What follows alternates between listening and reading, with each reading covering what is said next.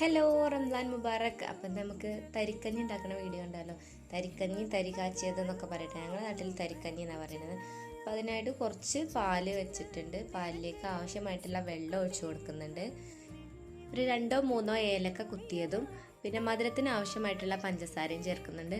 പിന്നെ ഒരു നുള്ളുപ്പും കൂടി ചേർക്കുന്നുണ്ട്. മധുരം ഒന്നും ബാലൻസ് ചെയ്ത് നിൽക്കാൻ വേണ്ടിയിട്ടുള്ള ഉപ്പും ചേർക്കുന്നുണ്ട്. ഇനി ഇതൊന്ന് തിളച്ച് വരുമ്പോൾ ഇതിലേക്ക് ആവശ്യമായിട്ടുള്ള റവയാണ് ചേർക്കുന്നത്. റവ ചേർത്ത് അപ്പം തന്നെ നന്നായി ഇളക്കണം, അല്ലെങ്കിൽ റവ കട്ട പിടിക്കാൻ ചാൻസ് ഉണ്ട്. ഇനി ഇത് നല്ലപോലെ ഇളക്കി കൊടുത്തൊന്ന് വേവിച്ചിട്ട് എടുക്കണം. ഒരുപാട് കുറുകി പോവേണ്ട, ഒരു പാകത്തെ തിക്നെസ് ആകുമ്പോൾ നമുക്ക് സ്റ്റൗ ഓഫ് ചെയ്യാം. ഇനി മറ്റൊരു പാനിലേക്ക് അല്പം നെയ്യ് ഒഴിച്ചു കൊടുക്കുന്നുണ്ട്. നെയ്യിലേക്ക് കുറച്ച് അണ്ടിയും മുന്തിരിയും കൂടി വറുത്ത് കോരി നമ്മൾ വേവിച്ച് വെച്ച റവയിലേക്ക് ചേർത്താൽ നമ്മൾ തരിക്കഞ്ഞി റെഡി ആയിട്ടുണ്ട്. അപ്പോൾ മലപ്പുറം സൈഡിലൊക്കെ ഇങ്ങനെയാണ് കേട്ടോ തരിക്കഞ്ഞി റവ തരി കാച്ചിയതൊക്കെ ഉണ്ടാക്കിയെടുക്കുന്നത്. അപ്പോൾ എൻ്റെ വീഡിയോ ഇഷ്ടമായിട്ടുണ്ടെങ്കിൽ ഷെയർ ചെയ്യുക, ലൈക്ക് ചെയ്യുക, സബ്സ്ക്രൈബ് ചെയ്യുക. അപ്പോൾ മറ്റൊരു വീഡിയോ ആയിട്ട് വീണ്ടും കാണുന്നതായിരിക്കും. ബൈ.